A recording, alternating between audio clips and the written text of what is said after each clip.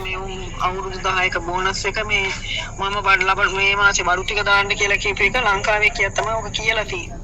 බඩු දාලා உனக்கும் இதே நிலைமை தான் வரப்போகுதுன்னு தெரியாம நீ செய்யற தவறு நாளைக்கு உனக்கும் ரிட்டர்ன். Karma is பூமரங்.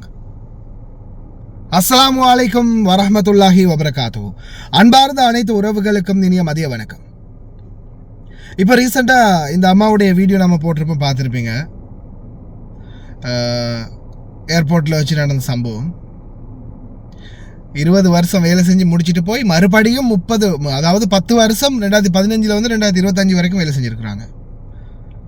நாம் சொல்லக்கூடிய ட்ரிக் எல்லாத்தையும் சரியாகவே ஃபாலோ பண்ணியிருக்காங்க. கார்கோலாம் போட்டுட்டு இந்த மாதம் சம்பளத்தையும் கையில் எடுத்துகிட்டு தான் நாட்டுக்கு போகிறதுக்கு முன்னாடி பேசணும் அப்படின்னு.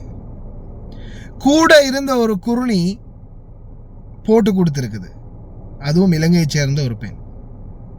இந்த நாய் வேலை ஏன் பார்க்குறீங்க? நாய்க்குள்ள கூட உங்களோட மென்ஷன் பண்ண முடியாது. ஏன்னா அதாவது நன்றி உள்ள மிருகம். ரெட்டப்பன் வேலை பார்க்கறது. ஆனால் இந்த ரெட்டப்பன்களுக்கு தெரியாது, இந்த வீடுகளில் இருந்து வேலை செய்கிற இடத்துல கூடவே இருந்து போட்டு கொடுக்குறீங்க இல்லையா, இந்த போட்டு கொடுக்குறவங்களுக்கு தெரியாது நாளைக்கு இதே நிலைமை உனக்கும் வரும். உடுத்த உடுப்போட அப்போ வாங்கி வச்ச சாமான்கள், கார்கோ போட வச்ச சாமான்கள், கஷ்டப்பட்டு உழைச்சி சேர்த்து வச்ச பொருட்கள் எல்லாத்தையும் கஃபில் தூக்கி வீசிட்டு உன்னையும் கொண்டு போய் நடுத்தருவில் விடுவான். நீ எதை விதைத்தியோ, வினை விதைத்தவன் வினை அறுப்பான், திணை விதைத்தவன் திணை அறுப்பான். கர்மா இஸ் பூமரங். நல்ல ஞாபகம் வச்சுக்கோங்க. நீங்க ஒருத்தருக்கு என்ன செய்றீங்களோ அதுதான் உங்களுக்கு ரிட்டர்ன் வரும். ஏன்னா நீங்க இப்ப நிறைய பேர் இந்த நாட்டை பொறுத்தவரை நான் தொடர்ந்துமே சொல்ற ஒண்ணு தான், நீங்க என்னைக்கு ஒத்துமையா செயல்படுறீங்களோ, ஒரே இடத்துல வேலை பார்க்குற 2 பேரா இருந்தாலும் சரி, 2 பேரும் ஒத்துமையா செயல்படுறீங்களோ அன்னைக்கு தான் நீங்க வெற்றியை காணலாம். இல்லாத வரைக்கும் முதலாளி வர்க்கம் மட்டும்தான் உயர்ந்து நிற்கும். தொழிலாளி வர்க்கம் என்னைக்குமே உயராது. தொழிலாளர்கள் ஒருத்தனை அடிச்சுக்கிட்டு சாகுவான். ஊரு 2 பட்டா கூத்தாடிக்கு கொந்தாட்டம் அப்படின்னு சொல்லுவாங்களே, அது மாதிரி வீட்டுக்குள்ளேயும் தொழிலாளர்கள் வேலை செய்கிற இடத்துலையும் சண்டை பிடிச்சிக்கிட்டிங்கன்னா முதலாளிக்கு கொண்டாட்டம். முதலாளி என்ன செய்வார்? அவன் அப்படித்தான், அவனை பற்றி யோசிக்காது, அவன் நல்லா நான் கணக்கே எடுக்கிறது இல்லை, எனக்கு தெரியும் நீ தான் நல்லோன்னு அப்படின்னு உங்கள்கிட்ட பேசுவாங்க. அப்படியே அதே ரிப்பீட்டு அங்கே பேசுவாங்க. முதலாளி வர்க்கம் அதுதான்.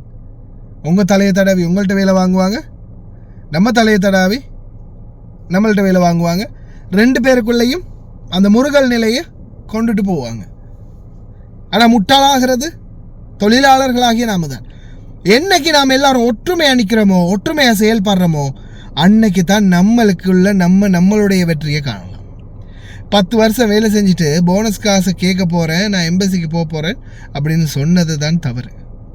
அதே மாதிரி தான் கூட இருக்கிறவங்கள்ட்ட எக்காரணத்தை கொண்டு நான் இதுதான் செய்ய போகிறேன் அப்படின்றத சொல்லாதீங்க. தனிப்பட்ட ரீதியில் தானாக முடிவெடுங்க. நீங்களாக முடிவெடுக்காம கூட இருக்கிறவங்கள்ட்ட எல்லாம் சொன்னீங்கன்னா நாளைக்கு அது உங்களுக்கே பிரச்சனையாக முடியும். பாருங்கள், இந்த சகோதரி, நான் இவரோட வாய்ஸ் போடுறேன், கடைசியில் சிங்கள மொழி தெரிஞ்சவங்க கட்டாயம் ஒவ்வொரு வாய்ஸையும் கேளுங்க, அப்போ தான் யதார்த்தம் புரியும். நான் உங்களுக்கு இதை மொழிபெயர்த்தும் சொல்கிறேன். அவங்க சொல்கிறாங்க, இவ்வளோ காலமாக 10 வருஷமாக நாட்டுக்கே போகலை, இவ்வளோ காலமாக குருவி சேர்க்குற மாதிரி கொஞ்சம் கொஞ்சமாக கஷ்டப்பட்டு சம்பாதிச்சு சேர்த்து வச்ச காசு, கார்கோ போடுறதுக்கு எல்லாமே பொருட்கள்லாம் வாங்கி வச்சுருந்தேன், எல்லாம் செஞ்சுட்டு கார்கோ போடுவோம்னு இருக்கும்போது என்னுடைய பொருளும் இன்றைக்கி அவ்வளவையும் வீசி இருக்கிறாங்க கஃபில் குப்பையில். பாதி பொருள் அந்த பனிப்பெண் எடுத்துக்கிட்டான். நாசமாக போயிடுவீங்க தெரியுமா இந்த மாதிரியெல்லாம் அநியாயம் செஞ்சிங்கன்னா. நம்ம மேலே ரொம்ப வேதனையில் சொல்கிறேன். ஏன்னா 10 வருஷமாக எவ்வளோ கஷ்டப்பட்டு அவங்க சேர்த்துருப்பாங்க. அந்த ஏர்போர்ட்டில் அவங்க நடந்து போனதை பார்த்தீங்க தானே. அந்த வீடியோ நான் டீல் பண்ணுறேன்னா இருக்க தெரியல, அந்த வீடியோ திருப்பி ரிட்டர்ன் எடுத்து நான் இதில் அப்டேட் பண்ணுறேன். உண்மையிலேயே அந்த பெண் வந்து நடந்து போனது இன்னமும் கண்ணுக்குள்ளே இருக்குது தெரியுமா. அவ்வளோ கவலை பாருங்கள்.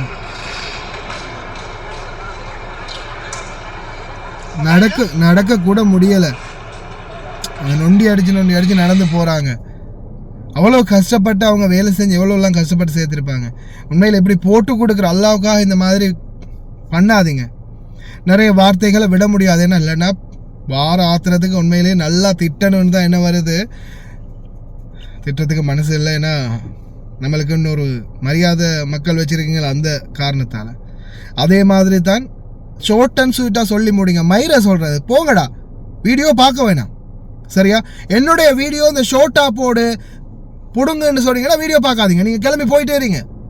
நான் சொல்கிறேன் தானே, நான் வந்து இதை ஏதோ புண்ணியத்துக்கு செய்கிற மாதிரி தான் நான் செஞ்சுட்டு இருக்கிறேன். காசு கிடைக்குதுன்னா இதை விட அப்பண்ட காசு நான் உழைக்க முடியும் இந்த யூடியூப் இல்லாமல். இந்த யூடியூப் இல்லாட்டி நான் இன்னும் அதிகமாக காசு உழைக்க முடியும். இந்த யூடியூப்பால் இரவு பகலா நீ தூக்கம் இல்லாமல் ஒரு நாளைக்கு 500-600 மெசேஜுக்கு ரிப்ளை பண்ணி எத்தனையோ பிரச்சனைகளுக்கு தலையிட்டு எவ்வளோ விஷயங்களை பார்க்குறோம். அதே மாதிரி சில விஷயங்களை வந்து என்னால் முடிஞ்ச வரைக்கும் நான் தெளிவாக ஒரு வீடியோவில் நான் தெளிவாக சொல்லிட்டேன்னா எனக்கு வரக்கூடிய மெசேஜ் 100-200 மெசேஜ் குறையும். இந்த ஷார்ட் அண்ட் ஸ்வீட்டாக கமெண்ட் இந்த வீடியோ போடுற யாராவது ஒருத்தர் சொல்லுங்க பார்க்கலாம், ஒரு நாளைக்கு ஒரு 100 பேரோட சட் பண்ணுறேன், ஒரு நாளைக்கு 500 பேருக்கு மேலே சட் பண்ணுறேன். உங்களுக்கு நான் ப்ரூஃப் காட்டுறேன். நான் இப்போ இந்த பேசிக்கிட்டு இருக்கும்போதே நான் அந்த வீடியோவை நான் எடிட் பண்ணும்போது ஆட் பண்ணுறேன். பாருங்கள், எனக்கு வரக்கூடிய மெசேஜை பாருங்கள், நல்லா உத்து பாருங்கள் கண்ணால் எப்படி எனக்கு அந்த மெசேஜ் வருதுன்னு. ஒரு நாளைக்கு சாதாரணமாக நான் 24 மணித்தியாலத்துக்குள்ளே நான் எந்த மெசேஜுக்கு ரிப்ளை பண்ண. நிறைய பேர் வாட்ஸ்அப் நம்பர் கேட்டிருப்பீங்க. வாட்ஸ்அப் நம்பரை கொடுத்தா உங்களுக்கு பதில் போடுறதுக்கு எவ்வளோ நேரம் தாமதமாகும்ன்றதை நீங்கள் இந்த மெசேஜை பார்த்தீங்கன்னா உங்களுக்கே புரியும். மெசேஞ்சரில் அதை விட அதிகமாக ஒரு நாளைக்கு குறைஞ்சது 500-600-700 1000 பேருக்கு மேலே சில டைமில் மெசேஜ் போட்டிருப்பாங்க தெரியுமா. ஒரு நாளைக்கு எத்தனை 1000 பேர் வீடியோ பார்க்குறாங்க. 1000 பேர் மெசேஜ் போட்டால் யோசிச்சு பாருங்கள். நானும் ஒரு வேலை தொழிலாளி, என்னுடைய தொழிலையும் செஞ்சுட்டு நான் இதையும் செய்யணும்னா எவ்வளோ பெரிய கஷ்டம்னு யோசிச்சு பாருங்கள். இதெல்லாம் இல்லாமல் எல்லாத்தையும் விட்டுட்டு வீட்டு ஓரமாக இருக்கிற ஒரு 10 வண்டியை பிடிச்சி இல்லை 20 வண்டியை பிடிச்சி கழுவிட்டு சத்தம் இல்லாமல் இருந்தால் மாதம் காசு மாதிரி ஒரு நாளைக்கு 2 ஹவர் மட்டும்தான், ஒரு நாள் விட்டு ஒரு நாள் 2 ஹவர் மட்டும்தான் இதுக்காக என்னுடைய அந்த என்ன சொல்கிறது அந்த என்னுடைய உழைப்பு போடணும். ஒரு நாளைக்கு வெறும் 2 ஹவர், அதுவும் ஒரு நாள் விட்டு ஒரு நாள். மாதத்தில் 15 நாள் வேலை செஞ்சுட்டு 100-150 தினம் சம்பாதிச்சுட்டு ஜாலியாக இருந்திருப்பேன். அழகாக படம் பார்த்துக்கிட்டு புதுசாக வரக்கூடிய படங்களை பார்த்துட்டு நானும் டிக்டாக் பார்த்துக்கிட்டு ஃபேஸ்புக் பார்த்துட்டு யூடியூப் பார்த்துட்டு நானும் சந்தோஷமாக நான் என்ன பாட்டில் இருக்கலாம்.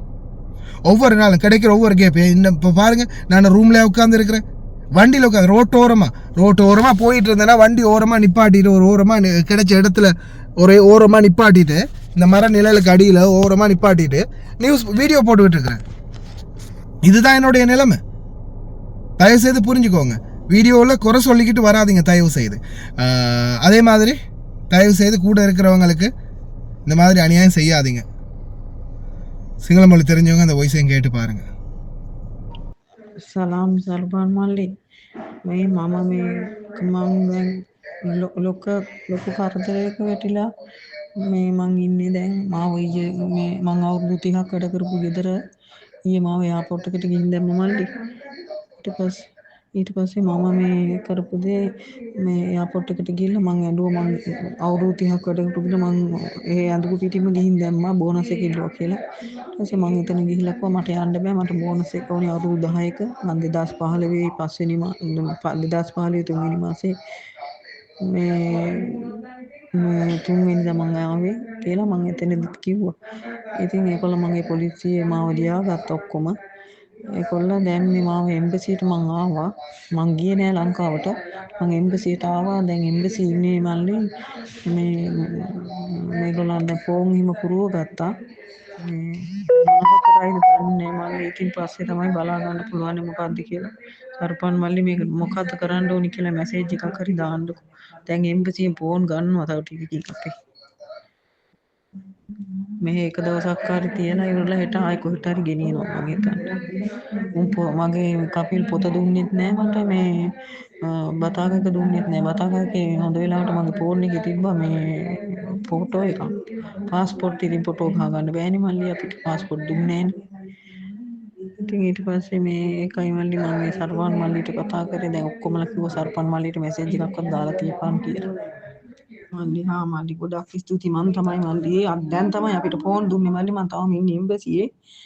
මේ දැන් මේ අද ගෙනියනවක මං හිතන්නේ කාම්කරු මොකකට හරි කොහෙට හරි අද මේ අරගෙන යනවලු තව ටිකකින් මල්ලි. මේ හොඳයි ඉතින් කාණ්ඩ බඩ දුන්නා. හොඳයි දෙයියන්ගේ පිටින් මේ දුක මල්ලි බඩු ඔක්කොම සේරම විසි කළා මල්ලි. බඩු කාමරේ මුරාම අවුරුදු 10ක් ඉන්ෂුරන්ස් වෙලා නෑ මම ඒකට පොත ඉල්ලුවා ඒගොල්ලෝ මං ගෝ මට බෝනස් එක දෙන්න කියලා. අවුරුදු 10ක් ඉඳලා ඉන්නකොට තමයි මල්ලි මට මෙහෙම මේක කරේ. පඩිය දුන්නෙත් නෑ 110යි පඩිය දුන්නේ. ඒකත් දුන්නේ නෑ. එයාපෝට් එකට ගිහින් එතනින් මම කවුන්ටර් එක්කනට මෙතන හිටපු මහත්තයෙකුට කිව්වා මේ මං ඒගොල්ලන් කොයි මේ යුනිෆෝම් එක පිටින් අරින්න බෑ මෙයාව. ඒක නිසා මේ මෙයාට ඇඳ ගන්න දෙන්න කියලා. ඊට පස්සේ මං කොහොමද ඇඳ ගන්න ඕනේ සර් මට යන්න බෑ මට බෝනස් එක දෙන්න කියනකො මම අවුරුදු 10ක් වැඩ කරා දැන් මට පඩිය දෙන්නෙත් නෑ මම මේ හිටපු ගම බෝනස් එක ඉල්ලුවා කියලා මෙහෙම ටිකට් එක හදලා ගෙනලා දැන් ඊට පස්සේ යන්න බෑ මෙහෙම බලෙන් අරින්න බෑ කොහොම මෙයාව ඊට පස්සේ පොලිසිය කට්ටිය ගොඩාක් සලකවුවා මට හරි ගොඩාක් ස්තුතියි මල්ලි මේ දැන් තමයි ෆෝන් එක ඇරියේ මේ මෙහෙට ගෙන්නවද අද මේ මොකද්ද මේ කියන එක නම කියන එක දන්නේ මේ පොලිසියක්ද මන් දන්නේ නැහැ මල්ලි මෙන්න මේ ගොඩ ඉන්නවා ලංකාවේ කට්ටිය එක්ක මේකට කියන්නේ මොකද්ද නන්දු මේකට කියන්නේ මොකද්ද විශේෂ හරි හොඳයි මේ මිස්ලා හරිම හොඳයි හොඳට මේ ඔක්කොම විස්තර අහගත්තා ඒගොල්ලෝනුත් වීඩියෝ එක බැලුවා මල්ලි දාලා තියෙන වීඩියෝ එක මගේ ෆෝන් එකෙන් බැලුවා ෆෝන් එකේ මට නංගි ලෙවලා තිබ්බා ඉතින් ගොඩාක් ස්තුතියි මල්ලි දෙයියනේ කියලා මේ අවුරුදු 10ක බෝනස් එක මේ මම මේ මාසේ බඩු ටික දාන්න කියලා කියපු එක ලංකාවේ කියක් තමයි ඔක කියලා තියෙන්නේ බඩු දාලා රාණි එම්බසිට යනවා කියලා. ඒකට තමයි මිනිහා විජහට ටිකට් එක ගෙනලා මේම හරකෙක් වගේ ගෙනියෙන් දැන් මේ මම යනවද මල්ලි?